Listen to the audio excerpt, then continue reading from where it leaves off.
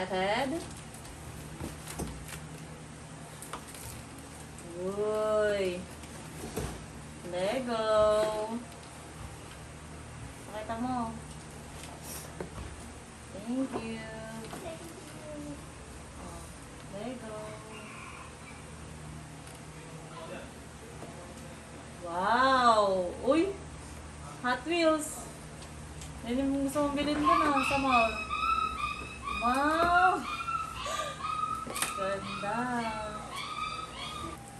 Wow! Hot Wheels! Uy! Ganda! Hot Wheels!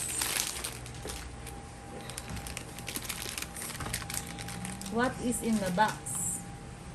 Tattoo maker. Uy, ano to? Wow. Hindi, may Hot Wheels. Talupit. Oh, ang dami. Embroider, DIY, art kit. Ang dami. Ang daming ganit, anak ko. Oh. Wow, branded. Uy. Pili ka po. Palagyan mo na ng tali yan. Wow, thank you. Okay. Ayaw mo mga plastic, sabi mo. Yan po. Ang ganda. Hawak. Yung Pinanong mo sa akin. Enderman. Enderman. Enderman ba yan? Ano ba ito? Creeper yan. Ayan. Kasama nga yung dalawa na ito. Oo. Ayun o. Lalagay dun. Yeah. Dalawa tayo. Ay! May sinabi ka sa akin. May promise ka sa akin. Ganyan sa bahay. Ulit-ulit na ulit. Ayan mo, i-edit na naman. Large.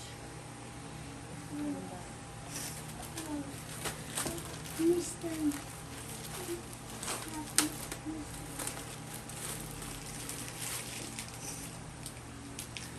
Siguro ito mo. Ganda eh. Palda. Suot mo. Yay. Suot mo ah. Kasha. Makasarap ka naman. See-through. Hindi may ano sa Ay, yung suot. baba. Suot mo. Kaya na ba ito? Tsaka ito? Bibidyo pa ba ito? Yung isa lang. Bibidyo ko siya mamaya. Ganda ako. Tapos ito. Okay, sa susunod na check up. Na. Smooth oh. Ano? Ano? Ang tatlo naman, sa second. Kasi na mabilis. So, Ay.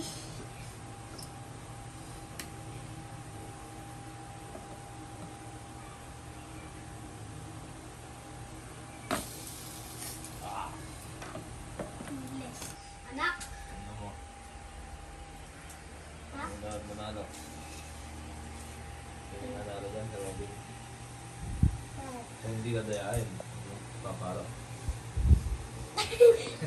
Nakakaya ka kay Puma. Ay, nasa baba. Ulit. Okay, car crush.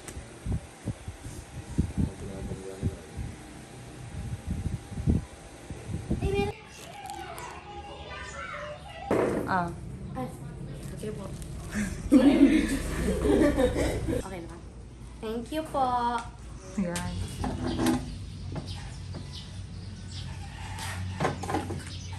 Yung ba ito?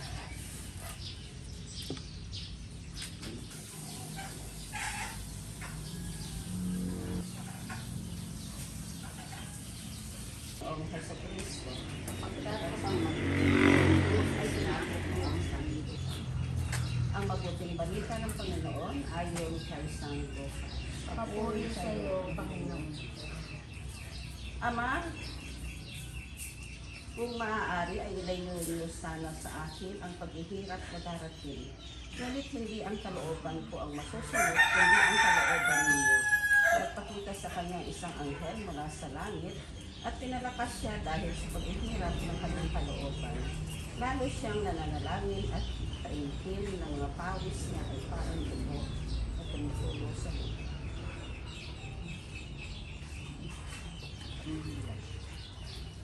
Pagnanilay. Sa pagtingin na ating sariling buhay, madalas tayong nakakaranas ng takot at pag-aalinlangan sa gitna ng mga pagsubok at pagdurusa. Bakit nangyayari ito ko? Kaya ko bang lampasan ito? Mahalagang balikan at mapasaanin ang kaharian mo, sundin ang loob mo. Sa mga pag-aalinlangan at takot, tayo ay dapat magtiwala sa kalooban ng Diyos. Magdasal tayo na ang kanyang kalooban ang maghari sa ating paglalakbay sa buhay. Bakit ang ibang tao ay patuloy na nasasaglag sa kabiguan at kahirapan? Kasi nakakaranas ng pagsubok ay hindi tumatawag sa Diyos. Kaya naman, ang sariling kalooban ang kanilang sinusig pag-aalinlangan ang panalangin ng isang mahalagang sandata. Tulad ni Jesus, tayo ay dapat manalangin sa ating Ina. Manalangin. Sama namin sumasalangit sa hanggang ng ngalan mo. Pataamin ang kahiyaan mo sa mga ng loob mo sa lupa pa ng talangin. Yan mo ang namin kakalit sa araw-araw. Sa amin sa araw. Para mapatawad namin sa nakakasalit sa amin. Kapag naman yan, ako pumapanagdadya ang Panginoon sumasay ng paalam ka sa kapagalan pinagpaalam yung anak ng Sinto. Sa Maria ng Diyos, manalangin sa Papuri sa anak, papuri sa ama, sa anak,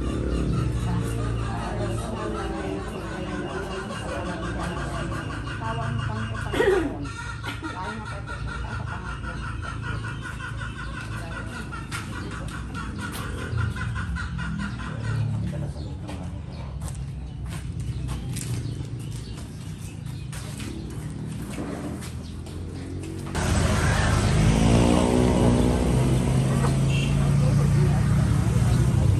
Kunin mo na ano.